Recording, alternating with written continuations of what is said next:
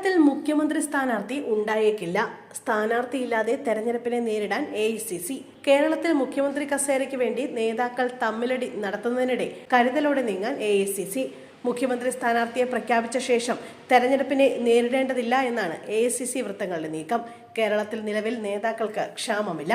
നിയമസഭാ തെരഞ്ഞെടുപ്പിൽ കൂട്ടായി നീങ്ങും. ഇതറിയാവുന്ന ശശി തരൂരിന് പല ലക്ഷ്യങ്ങൾ ഉണ്ടാകാമെന്നാണ് AICC പാർട്ടി നേതൃത്വത്തിന്റെ വിലയിരുത്തൽ. തൽക്കാലം കരുതലോടെ നീങ്ങാനാണ് കോൺഗ്രസ് ഹൈക്കമാൻഡ് തീരുമാനം. അതേസമയം KPCC ഭാരവാഹികളുടെയും DCC അധ്യക്ഷന്മാരുടെയും യോഗം ഇന്ന് ചേരും. രാത്രി 8 മണിക്ക് ഓൺലൈനായാണ് യോഗം. തദ്ദേശ തെരഞ്ഞെടുപ്പിനുള്ള ഒരുക്കങ്ങളാണ് പ്രധാന അജണ്ട. എങ്കിലും ശശി തരൂരിന്റെ തുടർച്ചയായുള്ള വെല്ലുവിളിയും ചർച്ചയ്ക്ക് വരാനിടയുണ്ട്.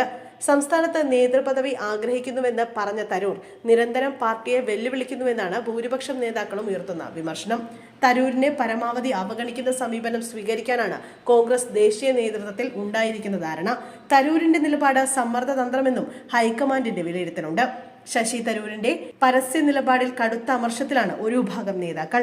തരൂർ പാർട്ടിയെ വെല്ലുവിളിക്കുന്നതായാണ് ഇവർ ചൂണ്ടിക്കാണിക്കുന്നത്. ശശി തരൂർ പ്രധാനമന്ത്രി നരേന്ദ്രമോദിയെ പ്രകീർത്തിച്ചത് പൊറുക്കാനാകില്ല എന്നാണ് ഇവരുടെ നിലപാട്.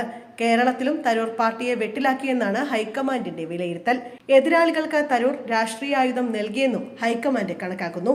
തരൂരിന്റെ അഭിപ്രായങ്ങളിൽ ഹൈക്കമാൻഡ് പരസ്യ പ്രതികരണം വിലക്കിയിട്ടുണ്ട്. തരൂരിന്റെ വിമർശനങ്ങളെ പൂർണ്ണമായും അവഗണിക്കാനും തരൂരിന്റെ നീക്കങ്ങൾ നിരീക്ഷിക്കാനുമാണ് കോൺഗ്രസ് നേതൃത്വത്തിന്റെ തീരുമാനം.